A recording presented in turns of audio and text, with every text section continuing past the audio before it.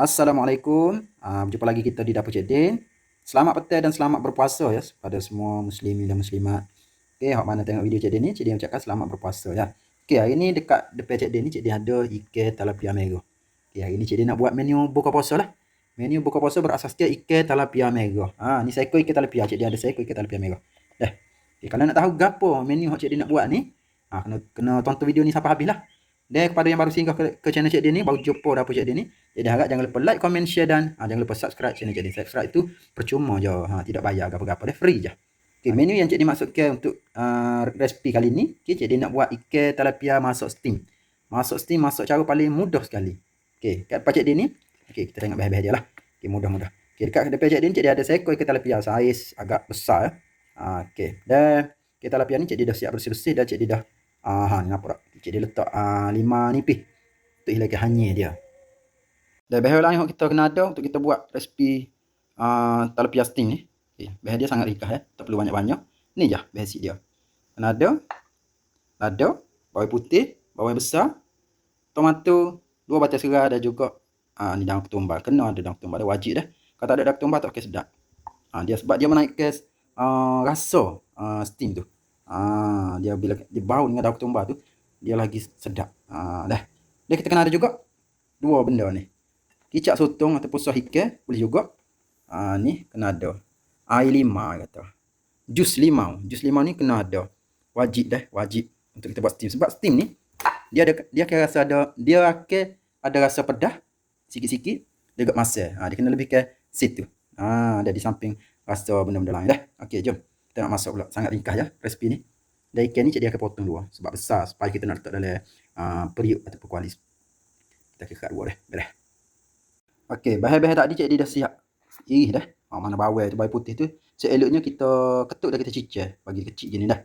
Dan serai tu kita iris supaya Cik Din buat ni lah. Ada juga bawang Holland, tomato dan juga ni lada. Kita iris belakang. Dia kita akan masak sekaligus dalam periuk kita dah bersama dengan ikan ni. Okey, beres. Kita terang dulu. Okey, mula-mula sekali untuk kita masak dia, kita masuk ke air dulu. Bismillahirrahmanirrahim.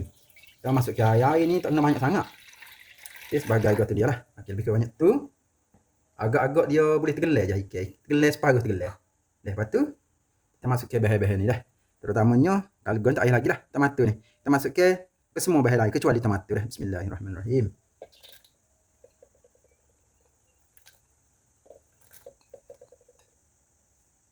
Okay, masuk hot tu.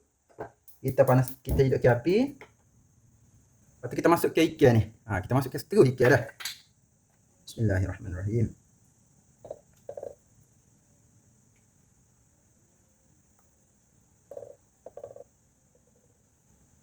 Okay, kita biarkan dia mendidih terlebih dahulu. Kita nak tengok setara mana. Sebelum Cik Din terlupa, ni, akar daun ketumbar. Hak kita ketuk ni, kita bubuh sekali dalam ni dah. Kita tudung. Kita tudung dan kita biarkan sampai ikan kita masuk dah. Dengan api sederhana. Jangan api kuat sangat. Api sederhana je. Beres. Dah mendidih tu gitu tu. Dah gelegak dia kata. Jadi nak masuk bahan perasa dia pula dah. Tapi sebelum tu kita masukkan ni. Bagian ni dulu. Tomato dan juga daun ketumbar. Daun pakcik dah kita masuk. Daun pakcik ni kalau tak letak memang macam tak lengkap dah. Jadi kita masuk daun pakcik. Lepas tu Cik Din nak masuk bahan perasa dia. Bahan perasa dia ni lah. Kicap sotong sikit. Bismillah. Dalam 1 sudu besar je. Lepas tu ni bagi dia. Air limau ni. Air limau ni kena lebih sikit lah. Sebab kita nak bagi dia rasa masak dah. Ni dalam 1 sudu.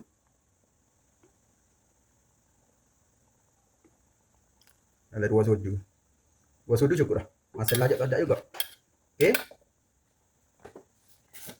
Kita letak garam sikit. Kena letak garam juga. Sikit lah. Letak garam sikit setengah sudu kecil. Dan sedikit penambah rasa dah. Kita letak juga ajinomoto sikit lah. Nak bagi dia stabil rasa dia dah. Okay, kita kacang-kacang mentah. Bahan-bahan ni kita kata curah-curah atas ikan ni. Bagi dia nak balik pergi mari takut hacur ikan. Boleh juga. Kalau boleh kita balik. Kalau boleh balik. Kalau rasa tak hacur balik je. Gitu. Bagi kita nak bagi dia rasa apa ke dalam isi tu. Rasa ni kita nak bagi dia rasa sampai ke dalam.